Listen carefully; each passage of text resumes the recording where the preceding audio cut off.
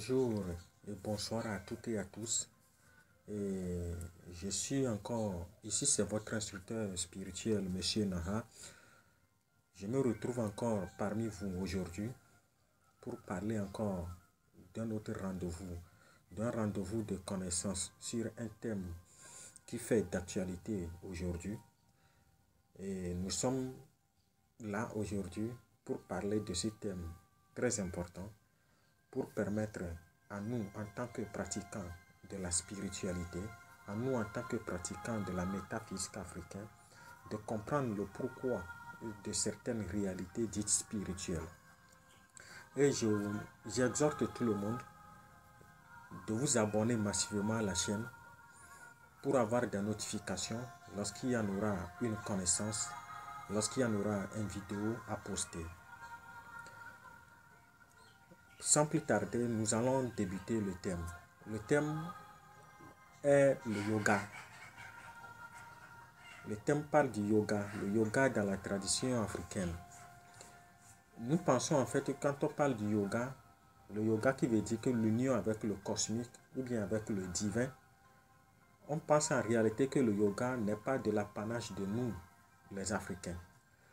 Mais ce n'est pas le cas en fait quand on remonte dans les mythes et mystères de l'Égypte antique, parce que si l'Égypte n'était pas tellement important, n'était pas le point commun de toutes les connaissances dites spirituelles, on n'allait même pas créer toute une science du nom de l'égyptologie sur cela. Ce qui veut dire en réalité que le yoga en fait est africain. Aujourd'hui, nous allons parler de cette origine du yoga. Quand on parle du yoga, en fait, comme on l'a défini, le yoga veut dire union avec le divin ou bien avec le cosmique. Et si nous remontons un peu dans les mythes de l'Égypte, on comprend en fait que quand on prend le mot yoga en Égypte, le yoga ou bien l'union veut dire séma. Ce qui veut dire que l'union veut dire séma, qui veut dire union. Dans l'Égypte, dans l'hiéroglyphe. Donc quand on prend par exemple le mot union, union nous rappelle déjà à l'union, à l'unification des deux terres. Parce que nous savions tous que en Égypte antique, nous avons deux terres. Nous avons la haute Égypte et la basse Égypte. Ce qui veut dire que dans le mot union, qui veut dire séma, l'union avec le cosmique, qui est symbole en fait du yoga africain, cela veut dire que pour que l'homme atteigne ce qu'on appelle la non-dualité, qui est la conscience singulière, il faut qu'il fasse une union avec ce qu'on appelle l'inférieur et le supérieur. Union avec ce qu'on appelle le soi supérieur et le soi inférieur. Le soi inférieur, nous le savons tous, dans l'Égypte antique est relié à Seth. Alors que dans la langue B, qui veut dire la vie, ou bien dans la langue Ewe, le Seth veut dire Seti, qui est symbolisé ce qu'on appelle le bâton de commandement, le bâton de la justice de la mat. Et Seth aussi est lié au temps. Tu vois, le temps, la séparativité, ou bien le chaos. À part cela, l'union avec l'inférieur qui veut dire Seth et le moi supérieur ou bien le soi supérieur est lié au russe qui veut dire Heru en fait. Ce qui veut dire que le mot yoga n'est que l'union de l'inférieur du supérieur n'est que ce qu'on appelle l'union de Heru et de Seth. Ce qui veut dire que le mot yoga veut dire en fait d'une autre manière, le yoga égyptien bien sûr, veut dire en fait Sema Heru Seth. Ce qui veut dire que l'union de l'inférieur et du supérieur pour permettre d'établir ce qu'on appelle l'équilibre. L'équilibre engendre ce qu'on appelle l'harmonie. C'est ce que cela veut dire en fait. Maintenant, quand on remonte un peu dans l'Égypte, la terre égyptienne, c'est-à-dire quand on parle de la haute Égypte, de la basse Égypte, on parle de la terre. Ce qui veut dire que le mot hiéroglyphe qui symbolise la terre s'appelle Ta. Ce qui veut dire que le mot yoga en réalité, ça veut dire Sematahu. Ce qui veut dire que l'union des deux terres. De ce que nous sommes en train de parler, on parle des mystères de l'Égypte antique. Il faut que les gens comprennent bien. Dans la tradition africaine, nous comprenons que chaque divinité se matérialise. En fait, les divinités égyptiennes, bien les dieux égyptiens ont plusieurs manifestations qu'on appelle des ba. Le bas d'une divinité n'est que la matérialité de sa forme sous une autre apparence différente. Et quand nous prenons par exemple Horus a 19 bas, normalement. Ce qui veut dire que Horus, dans notre tradition élevée de chez nous, s'appelle la divinité Aholu. Vous voyez un peu. Donc il faut que les gens comprennent. Le yoga n'est pas simplement lié à un truc occidental ou bien à l'oriental en Inde. Non. L'origine du yoga remonte en Égypte antique, où on fait des ascèses spirituels, où l'homme doit atteindre ce qu'on appelle l'union, l'équilibre, pour générer ce qu'on appelle la conscience singulière. Parce que la conscience, nous l'avons dit dans une de nos émissions, que la conscience veut dire Jijina, qui veut dire la connaissance qui vient du cœur.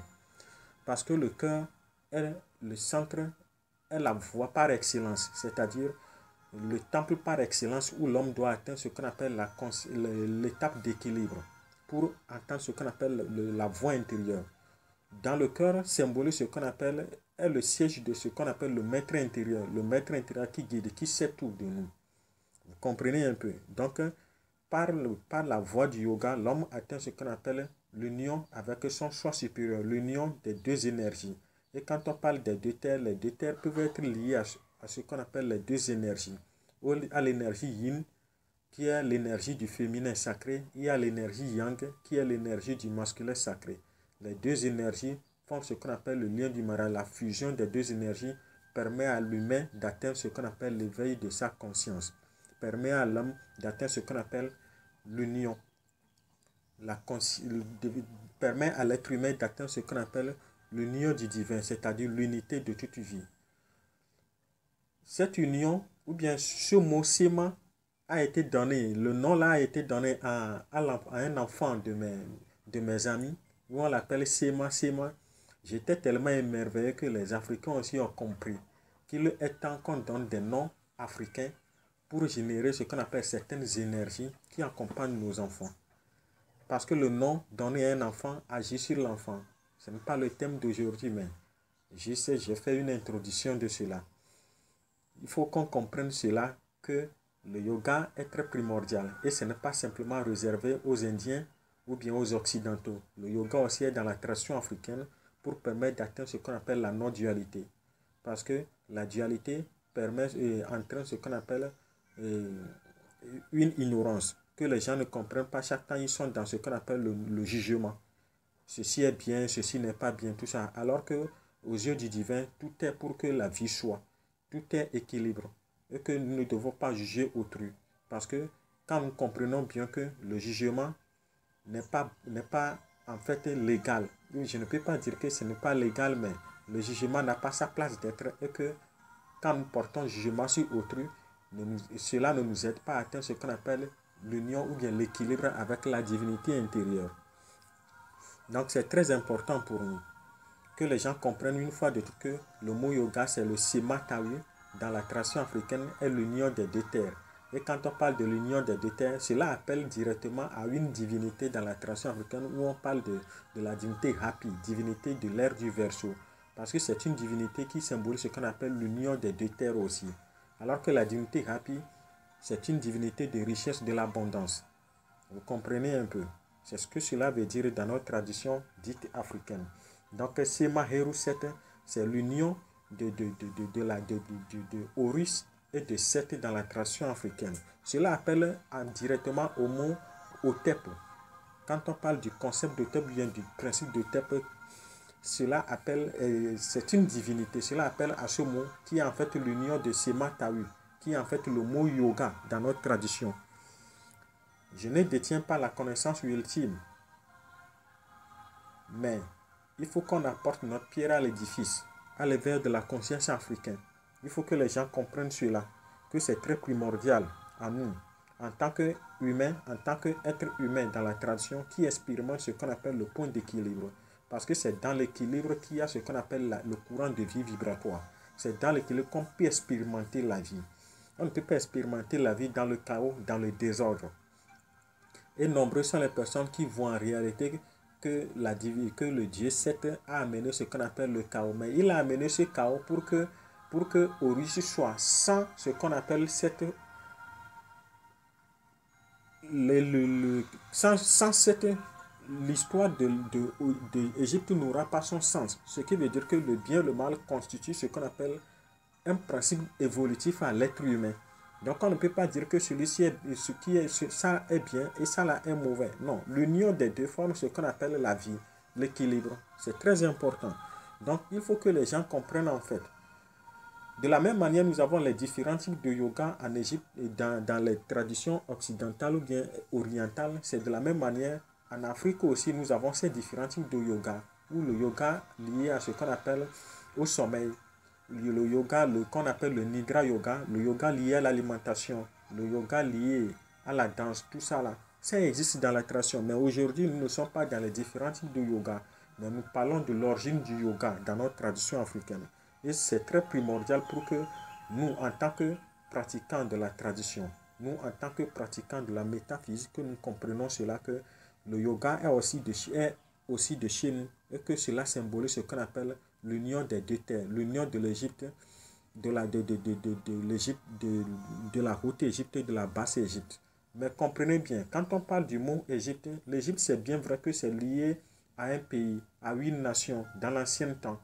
Mais quand on remonte un peu, comme la métaphysique ou bien la spiritualité n'est que l'imitation de la nature, cela veut dire qu'en fait que l'Égypte symbolise ce qu'on appelle le corps de l'être humain, c'est-à-dire le corps physique de l'être humain. Et le fleuve Nil symbolise ce qu'on appelle la colonne vertébrale. Vous comprenez cela? Donc quand on parle de l'union de la haute Égypte et de la basse Égypte qui symbolise ce qu'on appelle le mot yoga, ou bien le mot Sematawi, cela symbolise juste que l'être humain doit atteindre ce qu'on appelle une union avec ses énergies yin et ses énergies yang. Une union pour atteindre ce qu'on appelle l'éveil. Vous voyez un peu, c'est comme ça cela veut dire en fait. C'est très important. Il faut que les gens comprennent cela. L'union des deux terres n'est que l'union de nos énergies. Et l'Égypte symbolise ce qu'on appelle le corps physique de l'être humain. Et les centres d'énergie qui se trouvent sur le corps de l'être humain symbolisent les différentes pyramides. Il faut que les gens comprennent cela. Les pyramides ne sont que des temples initiatiques. Et pour ouvrir une petite introduction sur ça, la langue Ewe, qui est la langue du soleil, qu'on appelle le Yegbe, et non Wegbe, c'est Yegbe on dit, qui veut dire la langue du soleil. C'est à cause de ça, certaines Ewe disent qu'ils sont les fils du soleil. C'est une langue parlée en Égypte antique, une langue initiatique, parlée dans les temples égyptiens. Vous voyez un peu. Donc, l'éveil de notre corps physique, l'éveil de la conscience de l'être humain n'est que ce qu'on appelle l'éveil de l'Égypte antique dans l'être humain. Parce que l'Égypte symbolise ce qu'on appelle notre corps physique et la colonne vertébrale symbolise ce qu'on appelle le fleuve Nil en réalité. Et vous voyez un peu, l'Égypte sans le Nil n'a pas sa place d'être. Vous voyez, c'est ce que cela veut dire. Ce qui veut dire qu'un corps physique sans la colonne vertébrale n'a pas sa place d'être. Ça ne peut pas exister. Ouais. Et la colonne vertébrale symbolise ce qu'on appelle le bâton de commandement, c'est-à-dire le pilier du temple en réalité. Le pilier qui symbolise ce qu'on appelle le temple. Le pilier sur lequel le temple prend son appui. Vous comprenez? Donc, voilà ce que cela veut dire le mot yoga. Quand vous comprenez, quand vous attendez quelque part Sema, ou bien Semata, ou bien le mot Sema Heruset, cela veut dire simplement le yoga égyptien. Merci. Et je remercie tout le monde, tous ceux qui sont abonnés à la chaîne pour avoir encore la connaissance digne de ce nom, la connaissance qui permet d'atteindre ce qu'on appelle la liberté, la connaissance qui permet à l'être humain d'être édifié. La connaissance, parce que sans la connaissance, l'être humain ne peut rien faire sur cette terre. L'être humain demeure dans l'ignorance. Et après, c'est pour accuser que c'est la nature qui nous punit tout. Alors que la nature nous livre tout. La nature est la mère de toutes les connaissances qui nous ouvre les yeux. Quand nous sommes connectés à la nature, nous comprenons bien le symbolisme de certaines choses, de certaines réalités dites spirituelles. Je remercie à tout le monde et tous ceux qui sont abonnés à cette chaîne. Et merci beaucoup. Partagez la vidéo avec vos semblables. Que la paix et les bénédictions de Dieu soient et que chacun demeure dans ce qu'on appelle l'union avec le cosmique, l'union avec la divinité intérieure. Que la paix et les bénédictions de Dieu soient. Que la paix et les bénédictions d'Atum soient. Que la paix et la bénédiction de Héru soient. Que paix et bénédiction soient sur vous. Merci, merci. Bonne journée et bonne soirée à tous.